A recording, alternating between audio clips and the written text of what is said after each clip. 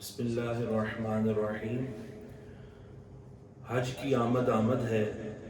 और हुज्जाज किराम जो कि मुस्तकबिल में हाजी बनने वाले हैं वो हरमैन तय्यबैन की तरफ रवां दवां हैं। फ़्लाइट्स जारी हैं। अल्लाह रब्बुल आलमीन तमाम हज करने वालों का हज कबूल फरमाए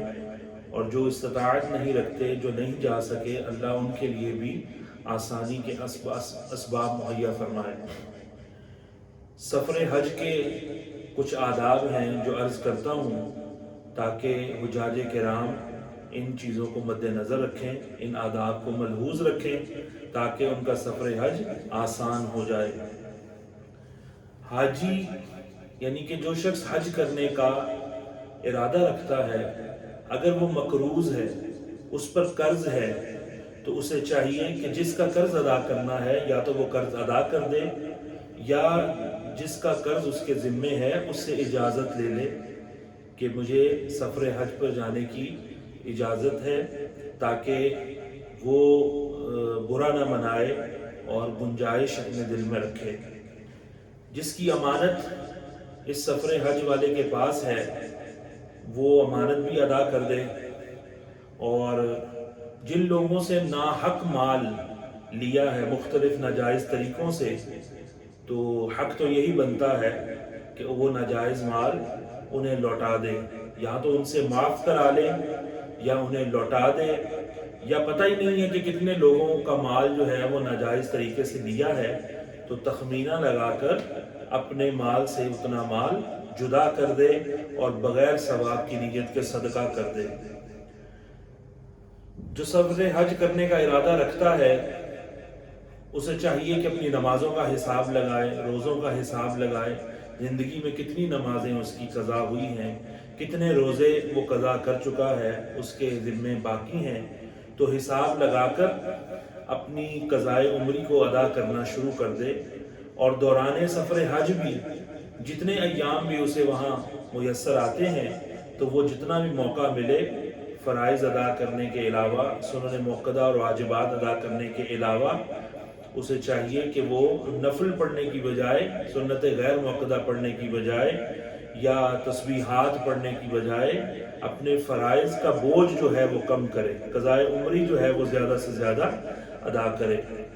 इसी तरह रोज़े भी जो है हत्तल वसा वो रखने शुरू कर दे, जितना उसे आसानी के साथ रखा जाता हो उस तरह से, एक दिन छोड़कर, 2 दिन छोड़कर अपने रोज़ों को भी इस तरह से वो क़ज़ा करता रहे। इसी तरह जो गुनाह उसने किए हैं उनसे सच्ची तौबा कर ले और आइंदा कभी ना करने का, यानी वो गुनाह कभी ना करने का अज़्म मुसम्मम कर ले। जिन लोगों से इजाज़त की ज़रूरत है उनसे इजाज़त ज़रूर ले। जिस तरह अगर वालिदैन मौजूद हों, हयात हों, तो वालिदैन से, और अगर वालिदैन नहीं हैं तो दादा दादी अगर हैं तो उनका भी यही हुक्म है, उनसे इजाज़त लेना चाहिए। अगर वो इजाज़त दे दें तो बहुत अच्छी बात है, और अगर इजाज़त ना दें और हज फ़र्ज़ अदा करना है तो तब भी इसे रुकना नहीं है, बल्कि ये जा सकता है, लेकिन अपना फरीज़ा इसने इजाज़त मांगने वाला अदा कर दिया। बग़ैर इजाज़त मांगे जाएगा तो ये मकरूह है। ये हज फ़र्ज़ की मैंने बात अर्ज़ की है। इसी तरह शौहर जाना चाहता है तो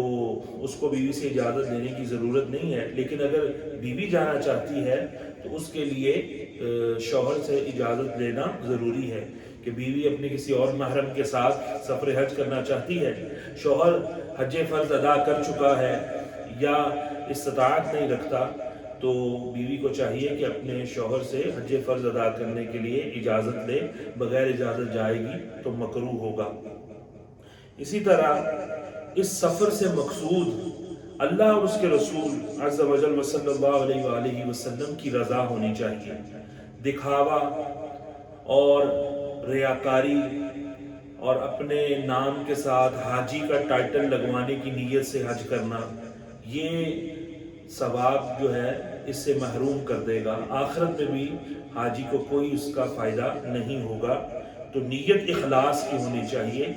और फ़र्ज़ खुदाबंदी को अदा करने की नीयत से हज करना चाहिए। عورت کے ساتھ جب تک اس کا شوہر یا کوئی محرم جو بالغ ہو، قابل اطمینان ہو، وہ نہ ہو، اس وقت تک عورت کے لیے اکیلے سفر کرنا یہ جو ہے ناجائز ہے، چاہے وہ حج کا ہی سفر کیوں نہ ہو۔ پھر بھی اگر وہ کر لیتی ہے حج سفر، یعنی کہ حج فرض جو ہے وہ تو ادا ہو جائے گا، لیکن ہر قدم پر علماء نے لکھا ہے کہ ہر قدم پر اس کو گناہ ملے گا اور اس کے نامہ اعمال میں محرومیاں لکھی جائیں گی۔ اس کے علاوہ جس مال سے حج کرنا ہے وہ مال حلال کا ہونا چاہیے، ورنہ قبول حج کی امید نہیں ہے۔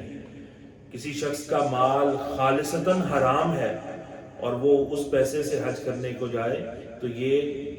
قبولیت حج کی وہ امید نہ رکھے، بلکہ وہ گرفت میں آ سکتا ہے۔ تو اس کے علاوہ اپنے ساتھ جو ہے ضرورت سے زائد وہ پیسے رکھے، سامان رکھے، اگر اس کو استطاعت ہے تو اپنے ساتھیوں کی وہ معاونت کرتا رہے، ان کے کام آتا رہے، ان کی مدد کرے۔ اس کے علاوہ وہاں جو فقراء ہوتے ہیں ان کو صدقہ ادا کرتا رہے، صدقہ دیتا رہے، یہ حج مقبول کی نشانی ہے۔ اگر کوئی عالم دین سفر کر رہا ہے تو اسے اپنی ضرورت کی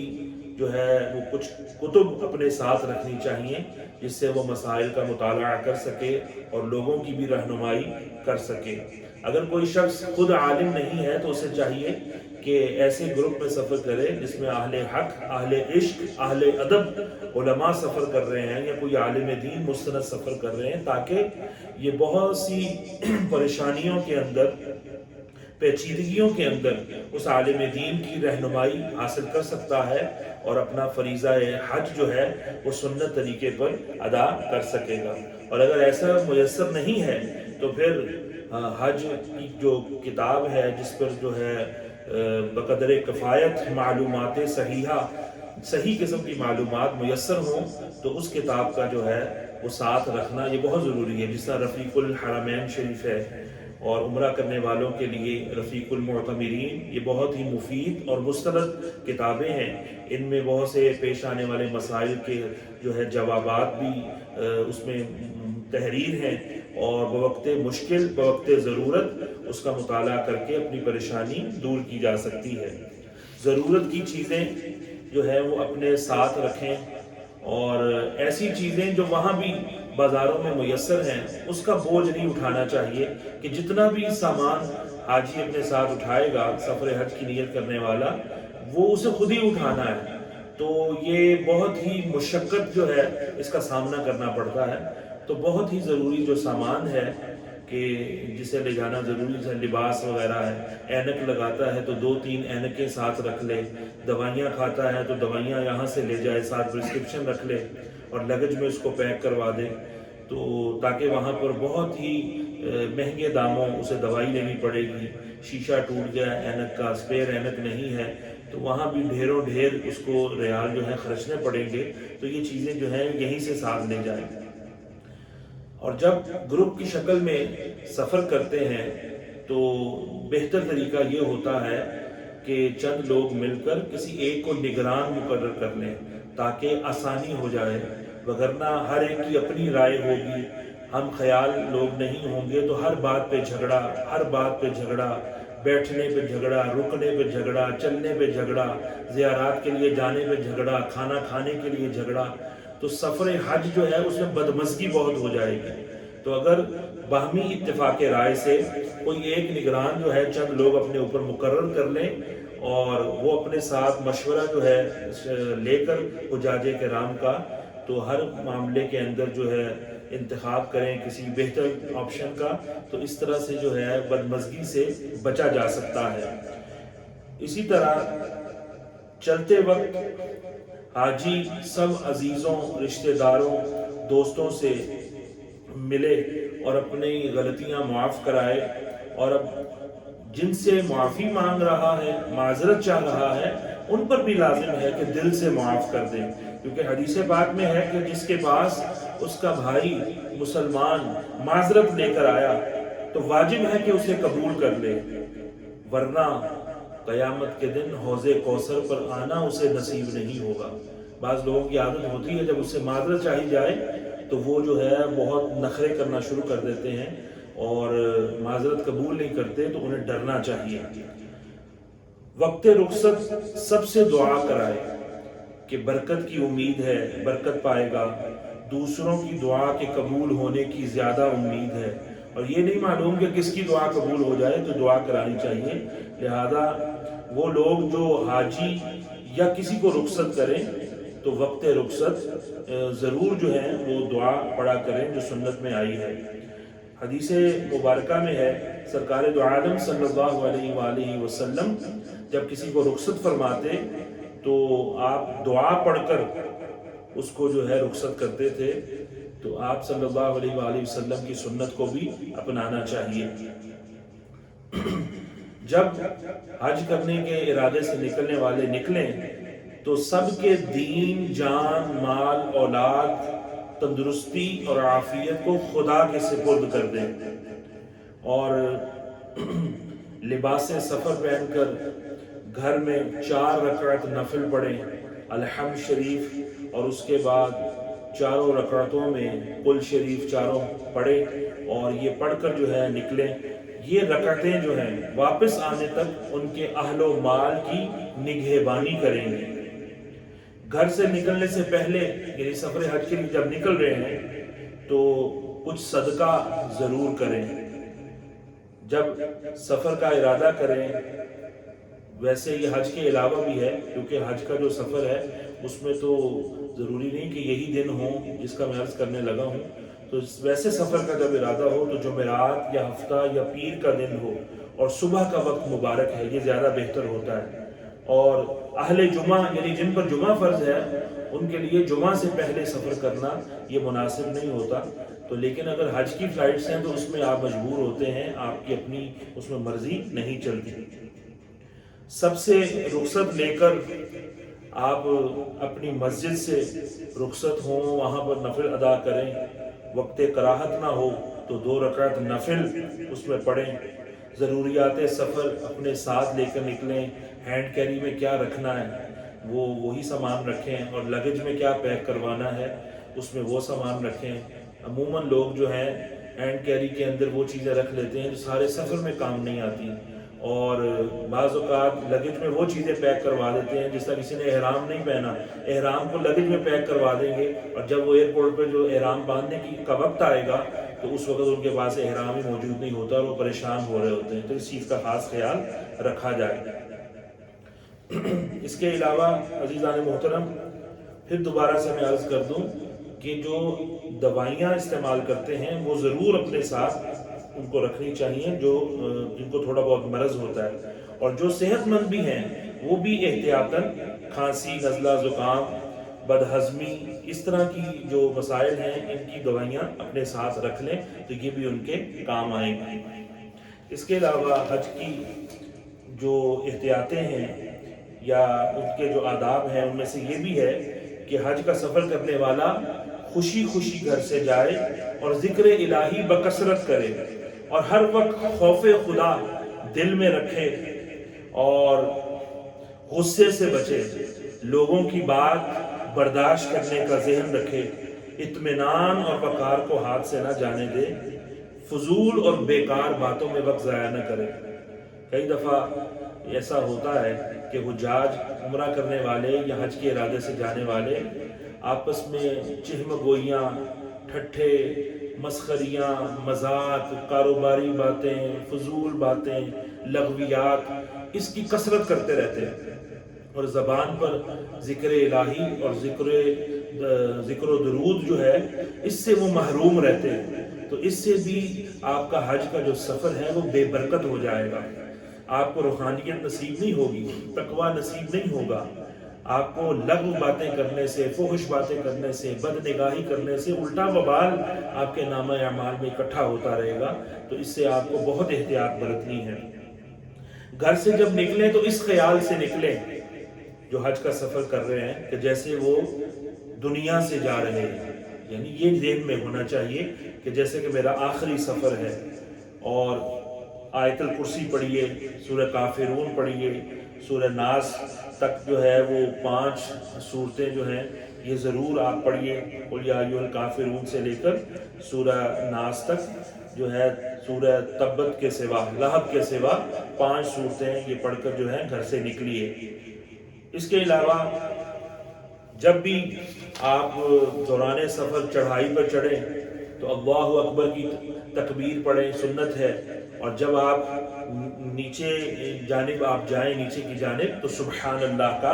ورد کیا کریں۔ اس کے علاوہ وہاں پر کچھ لوگ ہیں جو سختی سے پیش آتے ہیں، ان کے لہجے سخت ہیں، خصوصاً اہل مکہ کے بارے میں کہا گیا، تو اس کے لیے علماء فرماتے ہیں کہ عوام اہل مکہ وہ سخت خو ہیں، تند مزاج ہیں، ان کی سختی پر نرمی لازم ہے، ان کو ویسے ریئیکٹ نہیں کرنا، آپ برداشت کیجئے۔ اگر کسی وجہ سے کوئی ڈانٹ دیتا ہے، ان کا لہجہ بھی تھوڑا سخت ہوتا ہے، تو ایسے معلوم ہوتا ہے جیسے کوئی جیسے جھگڑا کر رہا ہے، تو آپ نے سنی انسنی کر دینی ہے، اس کا مقابلہ نہیں کرنا۔ آپ وہاں پر لڑائی کرنے، مقابلے کرنے نہیں جا رہے، آپ اللہ اور اس کے پیارے حبیب صلی اللہ علیہ وآلہ وسلم کی رضا حاصل کرنے کے لیے فریضہ حج جو ہے وہ ادا کرنے جا رہے ہیں۔ اس کے علاوہ قبول حج کے لیے 3 شرطیں ہیں۔ اللہ تبارک و تعالی ارشاد فرماتا ہے فَلَا رَفَثَ وَلَا فُسُوقَ وَلَا جِدَالَ فِي الْحَجِّ، حج میں نہ فحش بات ہو، نہ ہی ہماری نافرمانی ہو، یعنی اللہ کی نافرمانی، وہ چھوٹا گناہ ہو یا بڑا گناہ، کسی بھی قسم کی نافرمانی نہیں ہونی چاہیے، اور کسی سے لڑائی جھگڑا نہیں ہونا چاہیے۔ وہاں شیطان جان بوجھ کر اکساتا ہے، ایسا عمل ہو جائے گا، ایسا کوئی فعل کسی سے سرزد ہو جائے گا کہ طیش آتا ہے، غضب آتا ہے، غصہ آتا ہے، تو لوگ اپنے گروپ آپریٹر کے بارے میں بڑی بڑی جو ہے اول فول بکتے ہیں، اور پیکج پوچھتے رہتے ہیں ایک دوسرے سے، تم کتنے دے کر آئے، تم کتنے دے کر آئے، کوئی اس کی غیبت کر رہا ہے، کوئی اس کی غیبت کر رہا ہے۔ تو یہ سارا شیطان جو ہے وہ ہنستا ہے، شیطان کامیاب ہوتا ہے اپنے مشن کے اندر کہ حاجی احرام پہنے ہوئے ہیں اور میری منشا کے مطابق دیکھو چغلیاں کر رہے ہیں، غیبتیں کر رہے ہیں، اور اپنا وقت برباد کر رہے ہیں، تو ایسا آپ نے ہرگز نہیں کرنا۔ اس کے علاوہ ذکر خدا کی کثرت رکھنی ہے کہ فرشتہ پھر آپ کے ساتھ رہے گا۔ ذکر خدا کثرت سے کریں گے تو فرشتہ آپ کے ساتھ رہے گا، آپ کا دل بہلا رہے گا، اور اگر آپ شعر و شاعریاں اور گنگنانے کی جو ہے عادت رکھیں گے، کوئی سانگ سن رہا ہے تو یا گنگنا رہا ہے، تو پھر شیطان اس کے ہمراہ ہو جائے گا اور روحانیت جو ہے وہ ضائع ہو جائے گی۔ اس کے علاوہ ہر سفر میں، خصوصاً سفر حج میں، اپنے لیے اور اپنے عزیزوں اور دوستوں کے لیے دعا سے غافل نہیں ہونا، کیونکہ مسافر کی دعا ضرور قبول ہوتی ہے، اور مسافر وہ بھی سفر حج کا مسافر ہو تو کیا کہنے، اللہ رب العالمین سب کی دعاؤں کو قبول فرمائے۔ جب کوئی مشکل پیش آ جائے تو حدیث پاک میں ہے کہ اس طرح سے پکارا جائے، یا عباد اللہ اعینونی، اے اللہ کے نیک بندو میری مدد کرو، یا عباد اللہ اعینونی، اے اللہ کے بندو میری مدد کرو، تو غیب سے مدد ہوگی۔ یہ حدیث پاک میں حکم ہے کہ اس طرح سے پکارا جائے۔ اس کے علاوہ سوتے وقت ایک مرتبہ آیت الکرسی ہمیشہ پڑھیے کہ چوری سے محفوظ رہیں گے اور شیطان سے امان رہے گی۔ نمازیں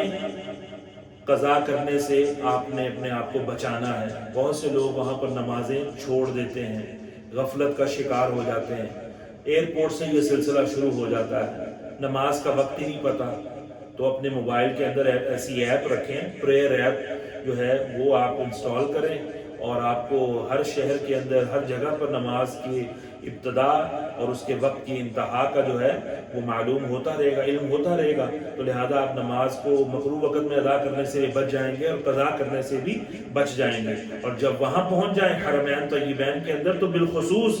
آپ نے سونے اور جاگنے کی ایسی روٹین رکھنی ہے کہ آپ کی کوئی بھی نماز قضا نہیں ہونی چاہیے۔ جس طرح مکہ مکرمہ میں ایک نیکی کا 1,00,000 گنا ثواب ہے، اسی طرح ایک گناہ کا 1,00,000 گنا جو ہے وہ گناہ بھی ہو سکتا ہے، تو لہذا اس سے آپ نے ضرور بچنا ہے۔ تو اس کے علاوہ لوگوں کو چاہیے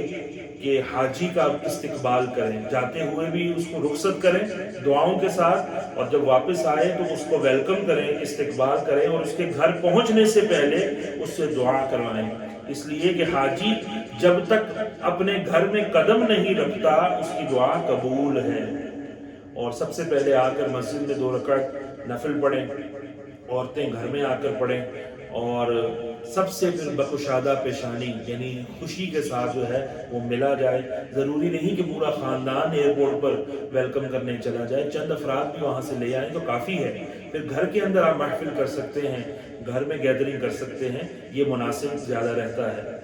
عزیزوں دوستوں کے لیے کچھ نہ کچھ تحفہ ضرور لائیں۔ کیا تحفہ لائیں گے؟ سب سے بڑا تحفہ برکتوں والا آب زمزم ہے اور وہاں کی کھجور ہے، سوغات یہی ہے۔ اس کے علاوہ باقی ہر چیز دنیا کی یہاں سے مل جاتی ہے، تو ایسے ہی حاجی کے لیے آزمائش بنا دینا یا اس سے توقعات لگا لینا کہ وہ جناب ہمیں وہاں سے کوئی جائے نماز ضرور لا کر دے یا تسبیحات کا ڈھیر اٹھا کر لائے، یہ ضروری نہیں ہے۔ کئی ایسی تسبیحات ہیں جو گھروں میں ایسے ہی فارغ پڑی رہتی ہیں، کوئی استعمال ہی نہیں کرتا۔ ٹوپیوں کی ٹوپیاں، جائے نمازوں کے ڈھیر لگ جاتے ہیں، اور خصوصاً جائے نماز استعمال بھی کریں، یہاں کریں استعمال یا وہاں کریں یا لائیں، تو آپ احتیاط برتیے کہ جس جائے نماز کے اوپر خانہ کعبہ کی شبیہ بنی ہوتی ہے یا گنبد خضرا کی، اس کو ہرگز نہ خریدیں، کیونکہ یہ بے ادبی ہے۔ زمین پر رکھنا اور اس کے اوپر بھی بچے پاؤں لے کے چڑھ جاتے ہیں، جوتے لے کے چڑھ جاتے ہیں چھوٹے بچے، اور کبھی خود بھی بے دھیانی کے اندر انسان اس کے اوپر بیٹھ جاتا ہے یا چلتا ہے، تو یہ بہت ہی نامناسب ہے۔ جو مقدسات ہیں، جو ہماری جو ہے ایسی چیزیں ہیں، اللہ کا گھر یا اللہ کے نبی صلی اللہ علیہ وسلم کے گنبد خضرا جن کو ہم چوم کر آنکھوں سے لگاتے ہیں، ان کو ہم اپنے پاؤں کے نیچے رون دیں، یہ کہاں کا ادب ہے؟ تو مسلمان اس سے بچنے کی پوری کوشش کریں۔ اس کے علاوہ حاجی کا سب سے بڑا جو تحفہ ہے وہ یہی ہے کہ سب مسلمانوں کے لیے دعا کریں، اپنے رشتہ داروں کے لیے، اپنے دوستوں کے لیے، احباب کے لیے، پڑوسی جو ہے حضرات ہیں ان کے لیے، اپنے دفتر کے جو کولیگز ہیں ان کے لیے، یہ سب سے بڑا تحفہ ہے۔ اللہ رب العالمین ان تمام احتیاطوں اور آداب کو ملحوظ خاطر رکھنے کی توفیق عطا فرمائے۔ وما علیہ الا البلاغ المبین۔